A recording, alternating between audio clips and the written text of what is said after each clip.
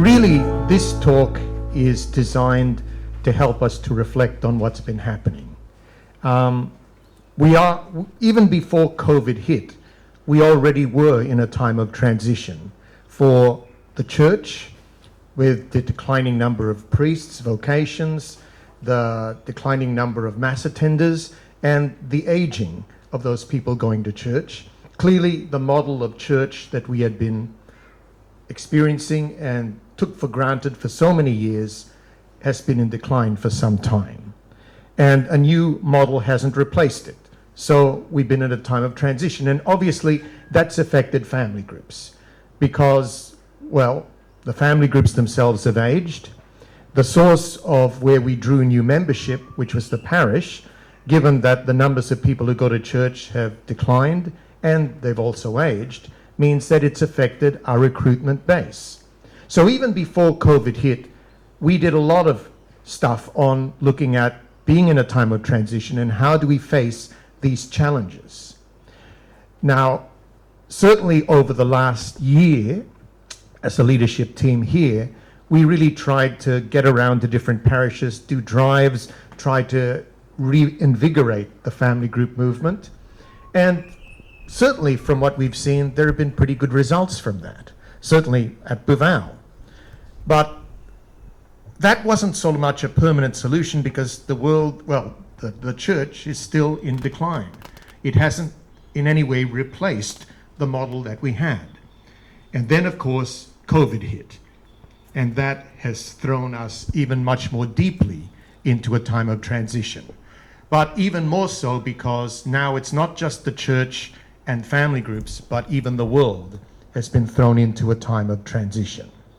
So, like I said, what this particular presentation aims to do is not so much to give us answers, but to help us maybe to reflect on how it's impacted on us, to reflect on what have we learned from it, and also just perhaps to reflect on what it means to be in transition. What are the things we can learn from transitions themselves?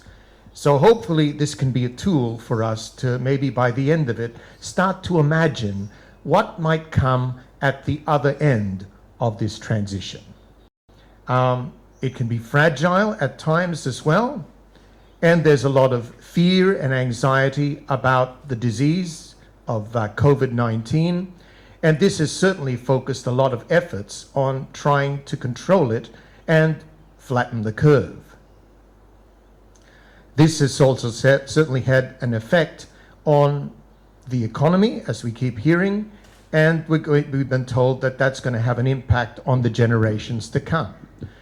Our governments, as you know, at least in Australia, have tried to play a balancing act between trying to eliminate the virus, but trying not to eliminate the economy.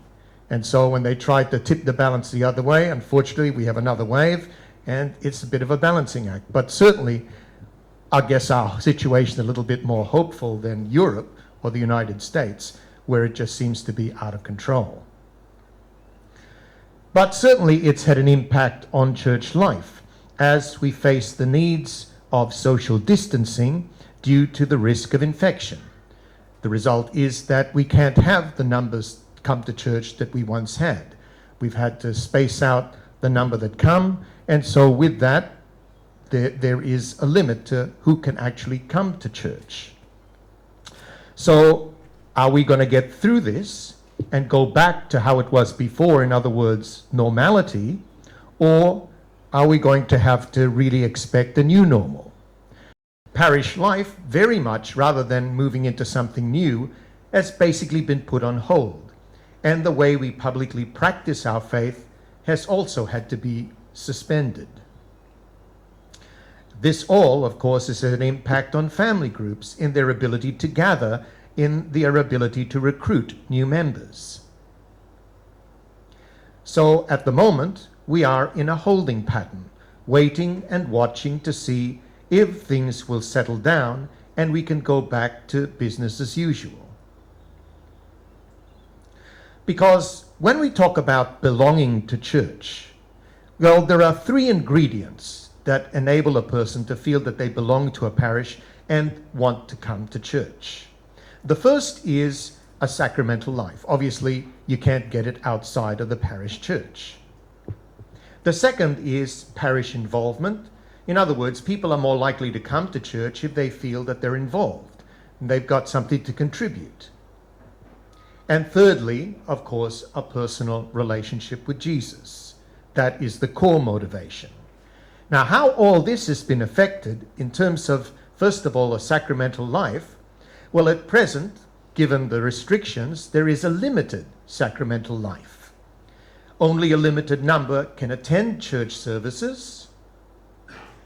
This can be suspended at any moment if there's a new sign of an outbreak.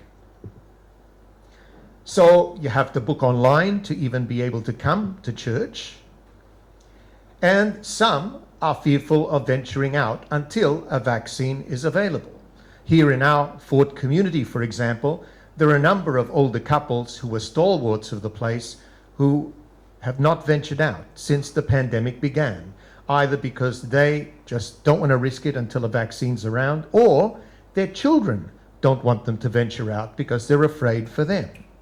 So that's going to be the same for lots of our parishes. So that's sacramental life.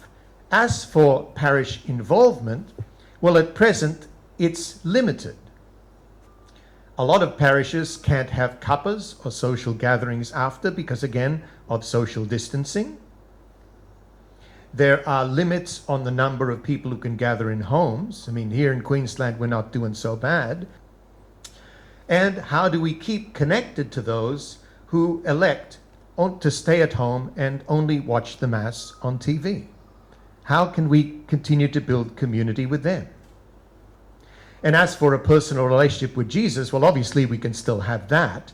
But again, the question is, this isn't something that we can be nurtured through parish involvement if people have to stay home. So how can they then grow in that personal relationship?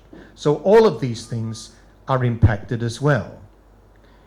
And perhaps just a little reflection point before we have a bit of a share on what you've heard so far is a little poem by Wendell Berry called The Real Work.